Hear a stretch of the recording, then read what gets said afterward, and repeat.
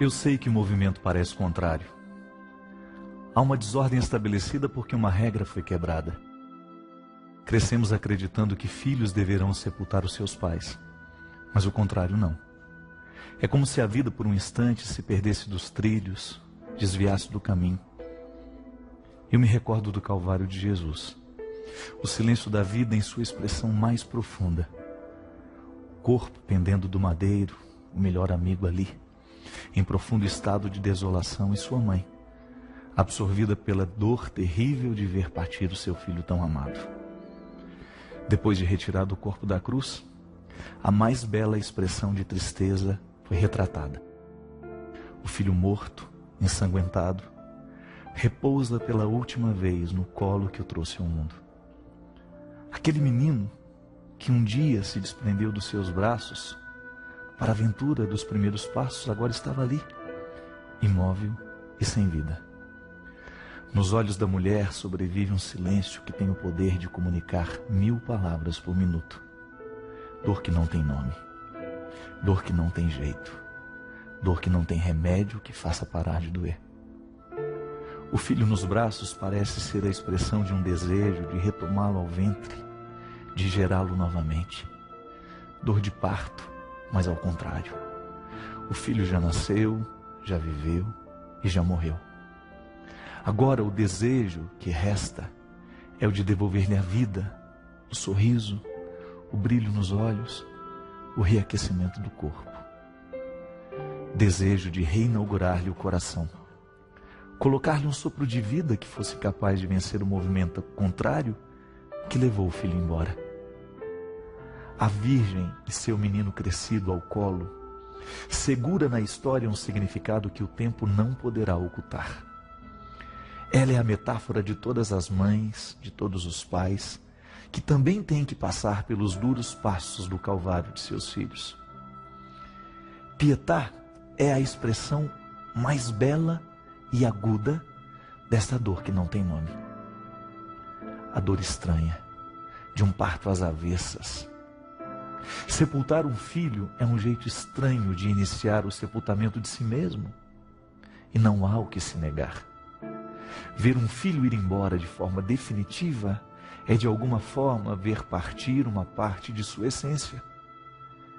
É como sofrer o desatino de ter que enfrentar o mundo sem a mobilidade das pernas. A morte parece possuir o poder de paralisar o tempo, de estacionar as horas, os dias, os meses, os anos, a vida. O sofrimento que fica pode ser comparado a um grande baú que não cabe em lugar nenhum da nossa casa. Há uma inadequação entre o acontecimento e o nosso sentimento. O fato é cruel. Seu filho está morto. Mas dentro de você, essa notícia não quer se acomodar, justamente por causa do sentimento que lhe ocorre. Seu filho está morto, mas a morte não combina com paternidade. A morte não combina com maternidade. E eu sei que no seu coração está o desejo de ressuscitar os mortos, mas você não tem esse dom. E é justamente diante desta inaptidão que cresce o seu sofrimento. Você que tantas vezes correu atrás de situações que facilitassem a vida de seus filhos, agora tem diante de seus olhos uma sensação de impotência inegável.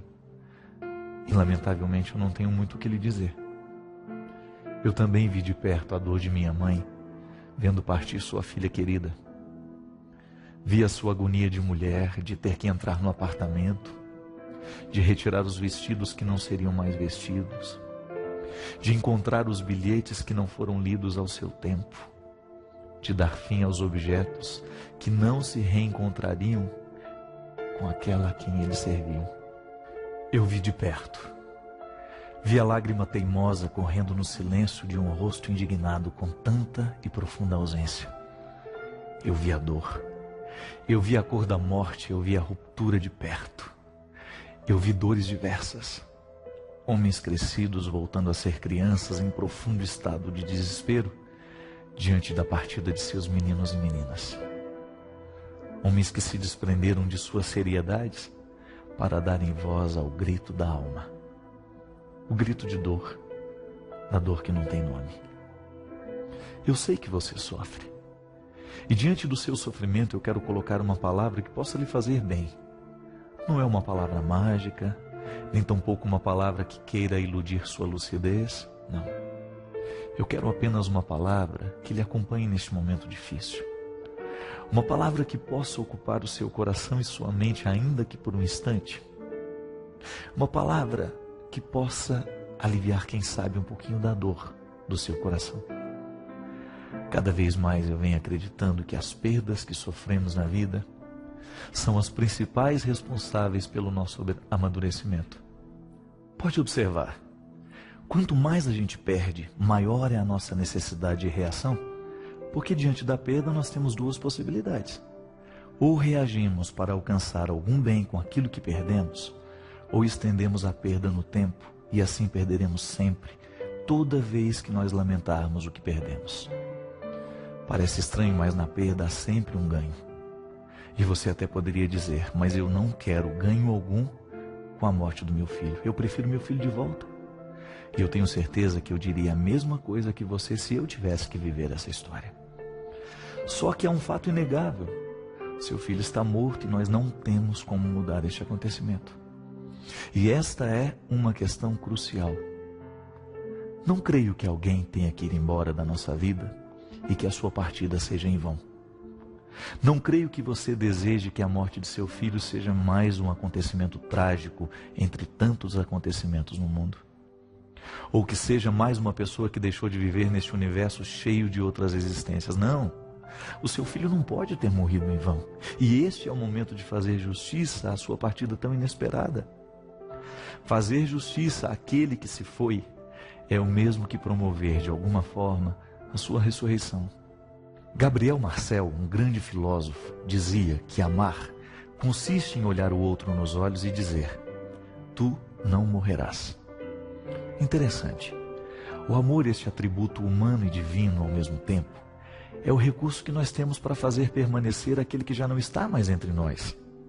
Recordo-me que uma das experiências que os amigos de Jesus tiveram da sua ressurreição estava nessa perspectiva.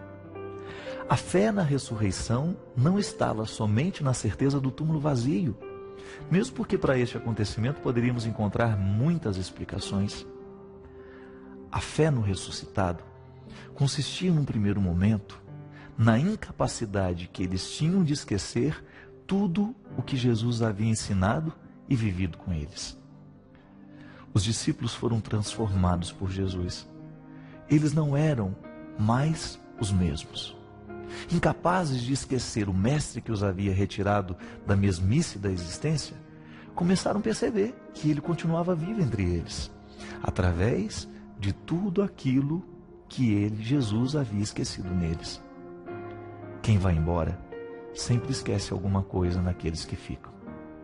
Eu creio nisso. A ressurreição, antes de ser a experiência miraculosa de vencer a morte, é a experiência simples e bonita da percepção de que o outro, aquele que se foi, está entre nós. Por isso, a expressão, Ele está no meio de nós. Porque toda vez que a Igreja de Cristo proclama esta verdade, Ele está no meio de nós. O que na verdade ela proclama é a declaração de amor a que esse filósofo se refere.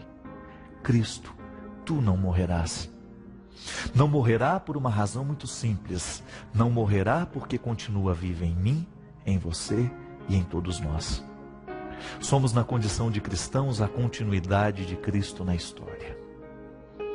Veja bem, a morte só é suportável se a olharmos a partir da certeza da ressurreição. Não, eu não estou lhe pedindo que neste momento de dor você prenda os seus olhos na promessa da ressurreição final, este destino que a toda a humanidade é oferecido. Eu estou lhe pedindo que você coloque os seus olhos nessa ressurreição que você pode promover dentro de você. Esta ressurreição que fará com que o seu filho continue na história através de você. Eu tenho certeza que em muitos momentos da sua vida você olhou seu filho nos olhos e disse a ele que o amava. Pronto, é a hora de provar isso ao mundo. Não deixe que ele morra totalmente. Evidencie aquilo que ele esqueceu em você, aquilo que o fará sobreviver no tempo, ainda que a morte o tenha levado de nós. Organize o luto. É impossível superar uma dor como essa sem a gente reconfigurar a vida, sem aquele que se foi. É fundamental que o espaço seja reorganizado agora com essa ausência, mas não pense que você o perdeu totalmente. Ele está dentro de você. E isso é o que de mais precioso você possui. Um ladrão pode nos roubar um objeto que nos era precioso, mas jamais poderá nos roubar o significado do objeto levado. A vida não é só matéria, meu amigo. Adélia Prado, grande escritora mineira que eu gosto muito, certa vez, na tentativa de explicar o significado da arte, ela deu o exemplo de um relógio que pertencera ao seu pai e que para ela tinha um significado imenso. Este relógio pode até ser roubado, mas se sobre ele ela escrevesse um poema, de alguma forma ele estaria retirado da mira do tempo, guardado na memória por meio de um poema. Poemas escritos são atributos que aos poetas pertencem, mas poemas vividos são atributos que a todos nós humanos pode pertencer. Mesmo que você não saiba escrever uma rima bonita sobre o filho que se foi, queira a arte de declamar o poema que ele deixou escrito em você. Seu filho não pode morrer em vão. Ressuscite-o pela força de sua vida bem vivida. Reerga o corpo cansado e deixe que a sepultura lhe sugira crescimento, ao invés de derrota. Viva por ele, seja feliz por ele, viaje por ele, conheça os lugares mais bonitos deste mundo por ele, estude por ele, trabalhe por causas que ele acreditava. Não desista da vida, ainda que esta seja a opção mais fácil. Não creio que ele esteja feliz com as notícias do seu desespero. Mande recados a ele por meio de suas preces. Deus se encarregará de segredar nos ouvidos dele suas palavras de pai, suas palavras de mãe. Rezar não é só pedir coisas impossíveis. Rezar é também contar segredos, confessar inseguranças, revelar os medos. Fale a Deus de suas saudades. Não tenha medo de dizer a Ele o que você acha sobre a partida do seu filho. Acerte as contas com Ele.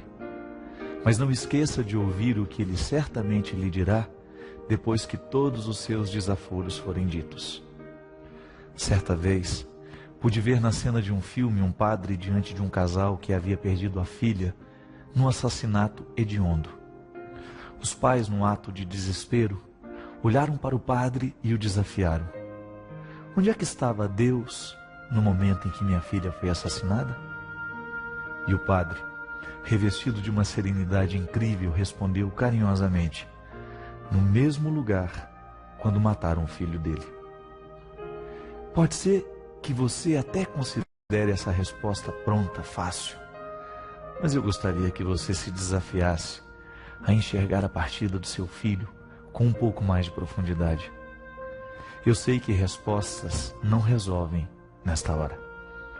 Também sei que muitas pessoas vão lhe procurar, prometendo viabilizar um contato sobrenatural entre você e seu filho. Não caia nessas histórias. Pai e mãe não precisam de terceiros para um contato com o filho que se foi. A autoridade afetiva maior já lhes foi dada. Não há estranho neste mundo que tenha o poder de fazer falar seu filho mais que você. Você o conheceu, você o amou, você foi o primeiro colo que ele teve neste mundo. Você o viu dar os primeiros passos, você o levantou das primeiras quedas, ouviu falar as primeiras palavras e, portanto, você, somente você pode iniciar o movimento da sua ressurreição.